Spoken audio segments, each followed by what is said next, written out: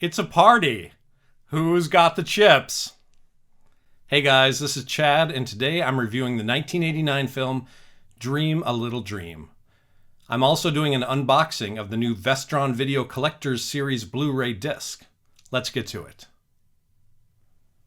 So here we are with an unboxing. This is a movie that I really liked when I was younger, my teenage years.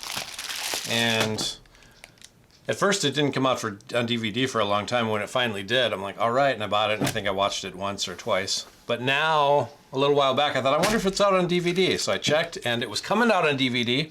So it just got shipped a couple days ago, and it came yesterday, I think. So here it is.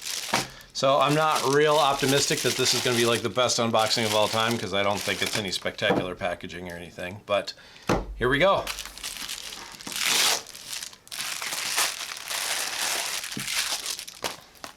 There it is.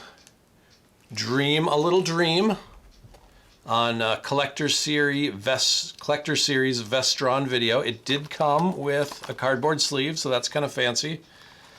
I'm not really sure I appreciate the artwork. Yeah, I think I like the original artwork better from the DVD and the videotape. I think I'm going to have a little cut here, and I'm going to go run and get it. All right, I'm back. There's the DVD. So the DVD has more of kind of a traditional looking, like a movie poster front, whereas this looks like they put it together later. I don't know. I also don't like that they put Corey Haim right in the middle, because he's not really the star. I mean, he's on this cover too, but at least he's not in the middle. But anyway, that's what it is. Okay, let's open it up. And it looks pretty close on the inside. And I should probably have a scissors with me.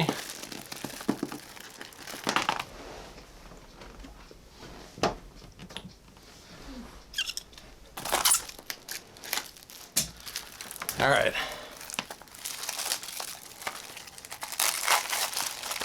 Tear all the wrapping off. And there it is. Blu-ray plus digital. Comes with a digital copy.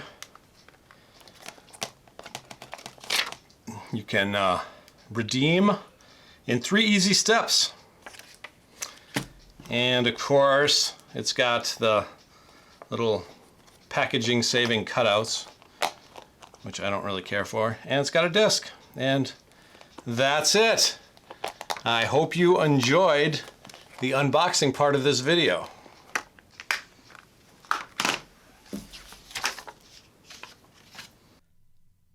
This film stars Jason Robards, Corey Feldman, Piper Laurie, and Meredith Salinger, with Harry Dean Stanton and Corey Haim. Dream a Little Dream is rated PG-13 and takes full advantage of its rating. There is adult language, sexual dialogue, and violence, including the beating of the main character. This is not a family film. This film spans a lot of genres. There's comedy, drama, romance. There's also a fantasy aspect, as it's also a body-swapping film. I like to classify some movies as teen angst films. This is a teen angst film. The interesting thing is that since an old man is trapped in the body of a teenager, it's a teen angst film that is presented through the eyes of an old man. Having said all that, let me say that this was my teen angst film. I might have seen this film more times than any other movie I have ever seen. If I was bored and I didn't know what to watch, this is the movie that would be played. Sometimes it would just be on in the background. One time my older sister was visiting and the dance scene came on. She said, "I've never seen this movie all the way through, but I've seen this scene lots of times." That's because when it was playing in the background, everybody would stop and watch that one scene. A few observations about the film. First, the scenes between the old couple are really very sweet. Second, when the guys are getting ready at the beginning and cut up their jeans, it always makes me think about the time my sister poured bleach all over her jeans on purpose just to make them look cool. Another thing is when the when they're doing the old couple and then they intersperse the scenes with the younger group of people, I really like that. It's an interesting transposition in the film. And last, I get a little bit nostalgic as someone who used to use a bit of product in my own hair back in high school when they pile on all the mousse in this film. One of the reasons I've seen this film so many times is that it's highly watchable. I think the editing and timing of the film is almost perfect. I've heard that they wanted to make this film much longer, that there exists more than 3 hours of film that could be used. While I might be interested in seeing it in its uncut form, I am so glad that it was cut down to its current length because there is no moment wasted. Every minute of this film is interesting. The performances are all generally pretty good. Some of the minor characters maybe not as much, but not bad. I do want to talk about Corey Feldman's performance. If you just watch him performing as Bobby, the teenager, early in the film, I would think that he was not a good actor. But when you see him playing Coleman, the old man trapped in the teenager's body, the performance is really very good. Even when he plays Bobby in the dream sequences, it's pretty good. I'm not sure why this is. Maybe it's the influence of the director, or maybe Jason Robards, the actor who plays the old man, gave him some acting advice. I don't know. It doesn't spoil the movie, and it does help to contrast the two characters. But I thought it was worth noting.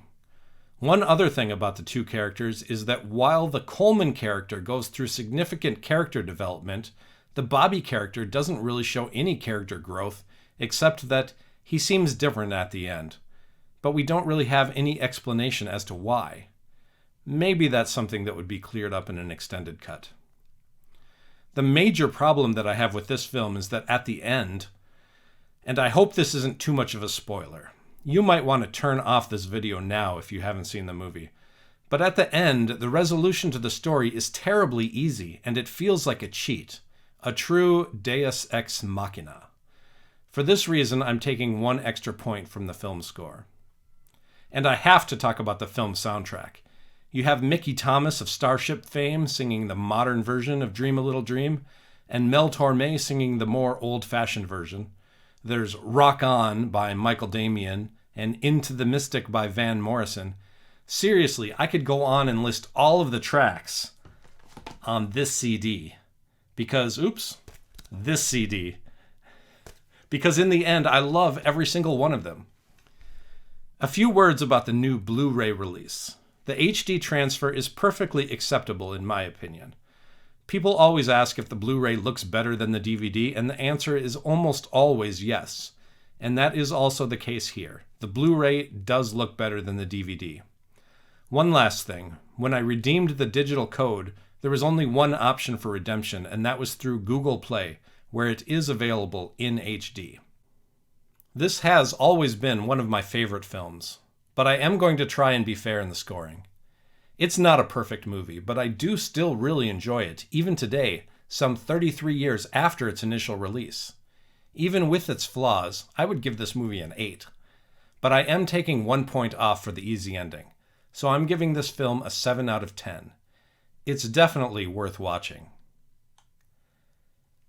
And if you've got any mousse, I want you to use it.